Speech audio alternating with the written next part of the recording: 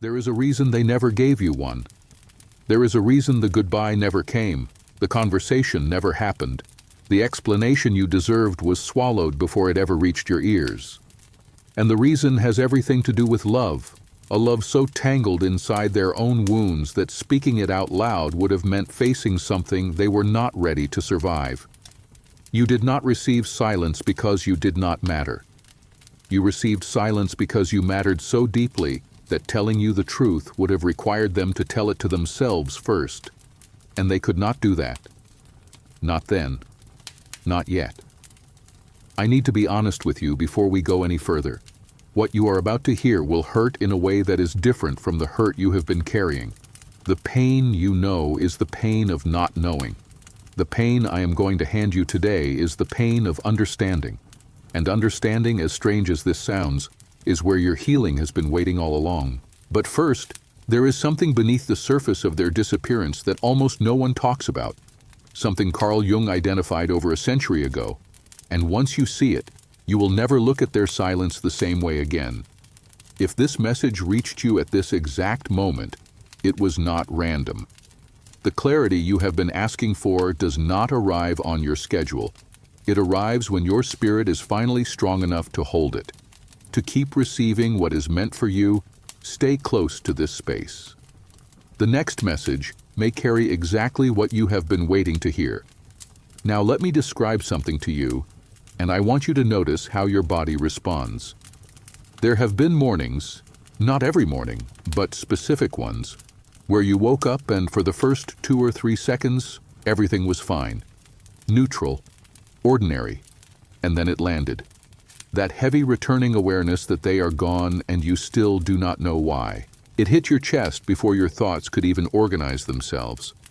Not a decision to feel pain, just pain arriving, uninvited and familiar, like a tenant who never signed a lease but refuses to leave. You have replayed conversations, not the dramatic ones, the ordinary ones, the way they laughed at something you said on a random Tuesday when nothing important was happening, the way they looked at you a half-second too long when they thought you were not paying attention, the way their voice changed, grew softer, dropped into a register it only reached when it was just the two of you and nobody was performing for anybody. And the replaying is not nostalgia, it is investigation. You are searching the footage for the frame where everything turned, the micro-expression you missed, the sentence that should have been a warning. But the frame is not there, because what happened did not happen in a single visible moment. It happened inside them, slowly, in rooms you were never invited to enter. There were nights, too, the specific kind where sleep will not come and the phone sits on the nightstand like an empty witness to your longing. You picked it up, not to call, not even to type anything, just to look at the screen, at the blank absence of a notification, as if staring at the silence long enough might force it to confess something. And then you set it back down and turned over and whispered to yourself that this was the last night you would do this. But it was not the last night. Because grief does not take instructions, it arrives on its own calendar and leaves only when it has finished what it came to do. There is another moment you have not told anyone about. The moment someone asked you a simple question, "How are you? How have you been? Are you okay?" And you smiled and said fine, said good, said something bright and quick that would end the inquiry before it reached the real answer. Because the real answer would have taken an hour. The real answer would have required you to explain a pain that does not fit into casual language. And you did not have the energy to translate your interior into something another person could understand without having lived it. You have told yourself 100 stories about why they left. Maybe I was too much. Maybe I was not enough.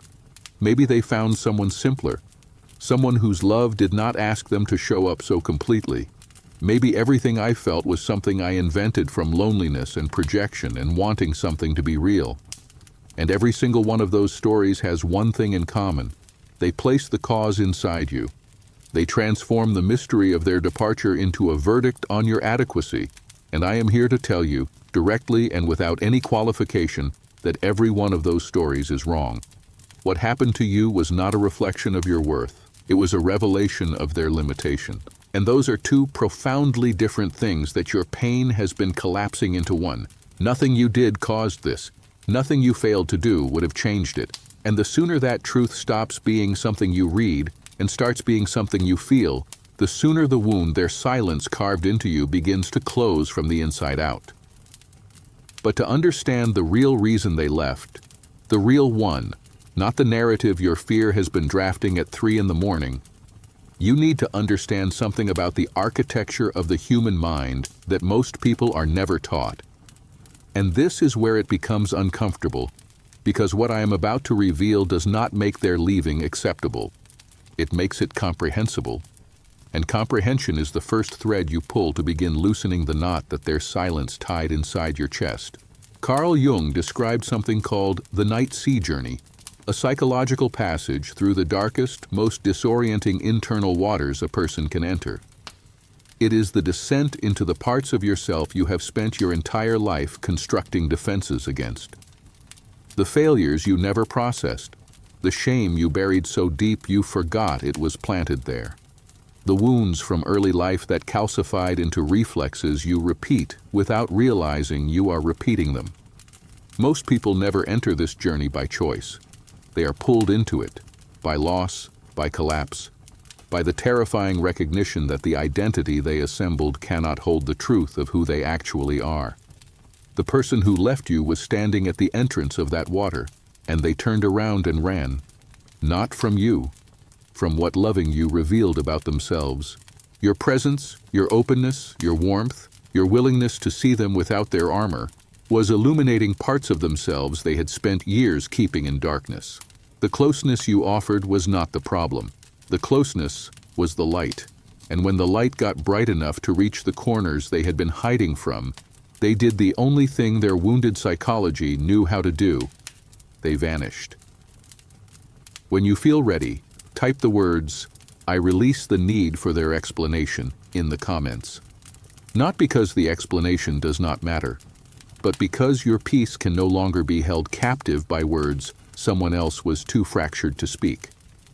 Now here is where I need you to stay with me, because this next part is the piece that reframes everything you believed about why they disappeared. There is a concept in Jungian psychology called the moral complex, an unconscious structure assembled from every moment a person failed to live according to their own internal sense of what is right. It is not guilt the way you typically understand guilt. Guilt is something you feel and name and attempt to repair. The moral complex is deeper and far less cooperative. It operates beneath the floor of awareness, accumulating weight the way sediment gathers at the bottom of a river you cannot see from the surface. Every promise they broke, every truth they avoided, every moment they chose self-protection over honesty, all of it deposited another layer into that invisible sediment. And at a certain critical point, the sediment rises high enough to obstruct the current of everything else. That is what happened. They left because staying meant sitting inside the full, unbearable force of what they were doing to you. Staying meant looking into your eyes and seeing the confusion they put there. Staying meant being witnessed, by you, by themselves, in the precise shape of their own failure to love you the way you deserved. And their moral complex, that relentless interior tribunal they could not silence or bribe or outrun, handed down a verdict so crushing they could not carry it and still remain in your presence. So they removed themselves from the courtroom. Not because they stopped caring, because the caring itself had become a form of suffering they did not know how to survive. I know what part of you wants to say right now. It wants to ask, if they felt all of that, why did they not just speak? Why did they not sit across from you and say, even badly, even incompletely, even through tears, what was happening inside them? And the answer to that question is the piece that will crack your heart open before it begins to stitch it back together. They did not explain because explaining would have required assembling the truth into sentences. And the truth for them was not a sentence. It was a fog, dense and shapeless, composed of old terror and present confusion, and a love they did not know how to carry without fumbling. Constructing words out of that fog would have meant standing still inside it, long enough to see its edges and feel its temperature, and admit that it was real.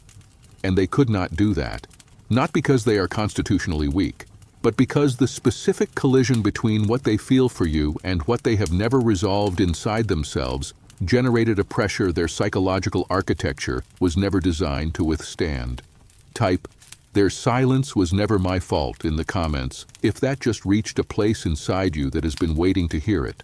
Jung wrote extensively about what we can understand as the abandonment wound, a primal fracture in the psyche that forms when a person experiences being left, unseen, or emotionally erased during a period when they lacked the capacity to make sense of what was happening.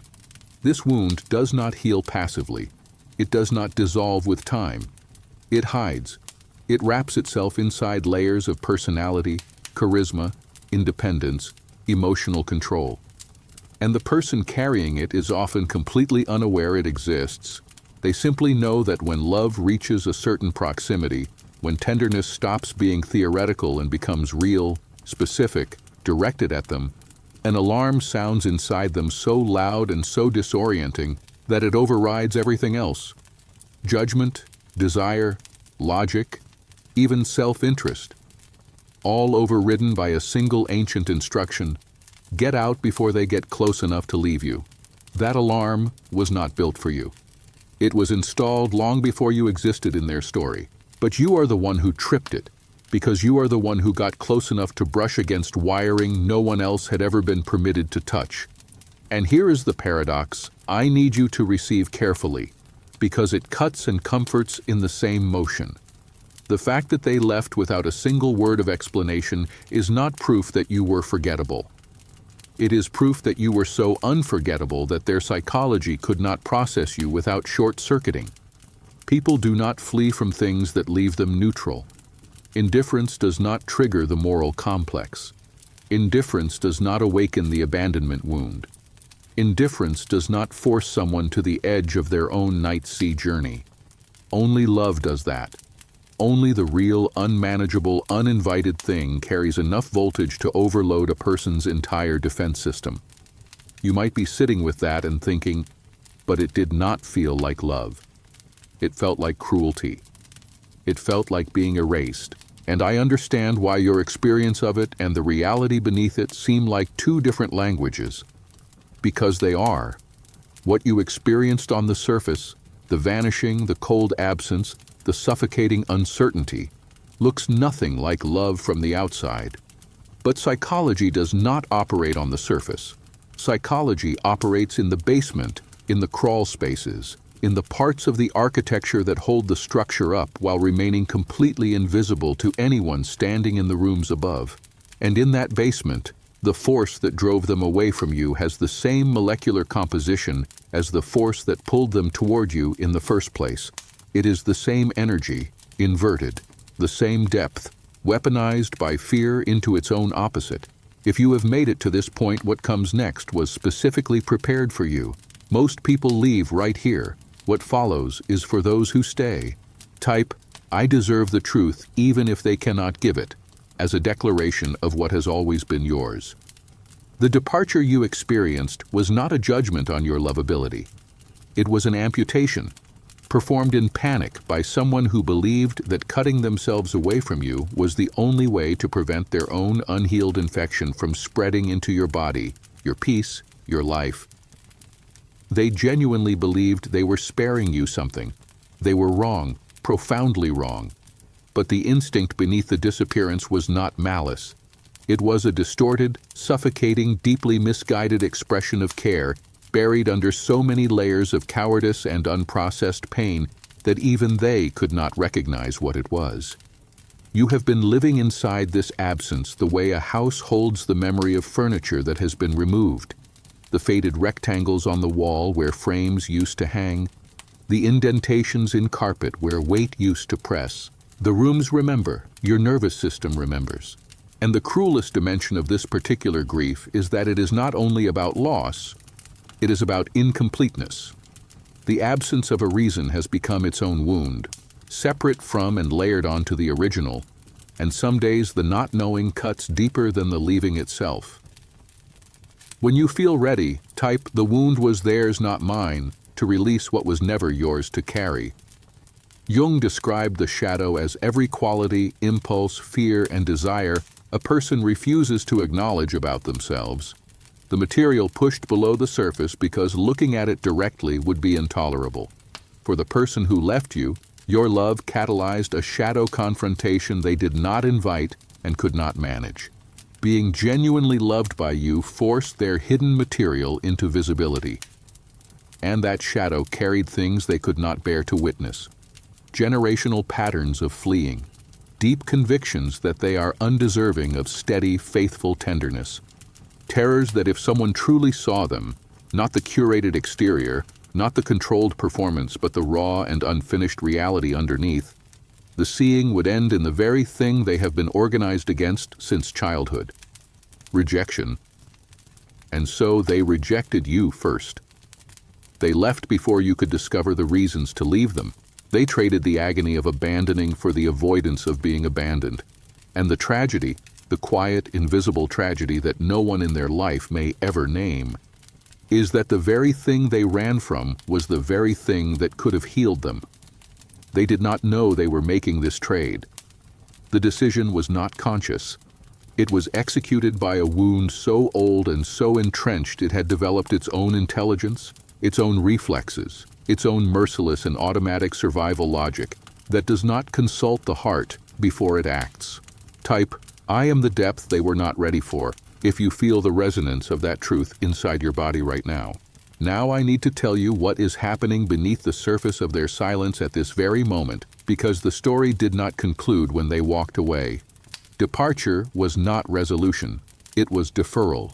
And deferred psychological material does not diminish with time. It ferments. It gathers mass.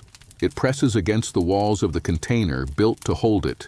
And those walls have a finite capacity. Right now, and I say this without sentimentality, they are carrying you in a way they cannot set down. Not in the way you wish to be carried, not gently or openly or with the reverence you deserve, but in the way an unhealed wound carries the exact sensory memory of what caused it. You are in their quiet moments when distraction loses its grip. You are in the space between the end of a conversation and the beginning of being alone. You are in the sudden compression that seizes their chest when a stranger laughs the way you laugh, or a particular street looks the way it looked on a particular evening. They have not moved beyond you. They have moved sideways from you. And sideways is not forward.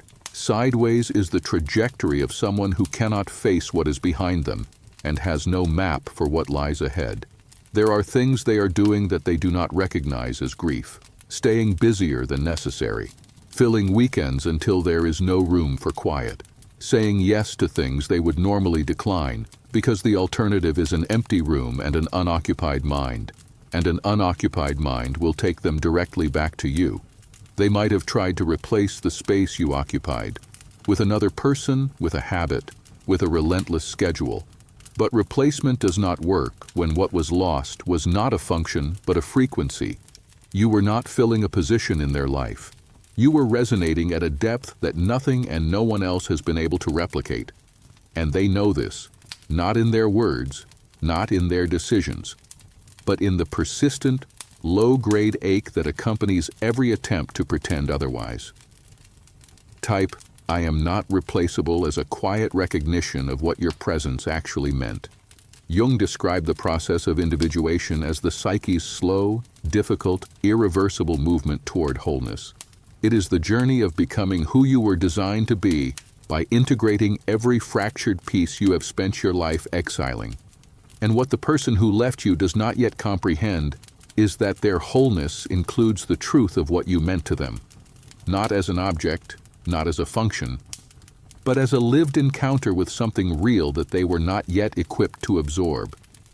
You are an unfinished passage in their individuation, and unfinished passages do not seal themselves quietly. They ache, they intrude, they surface at the most inconvenient hours and insist, with increasing volume, on being completed.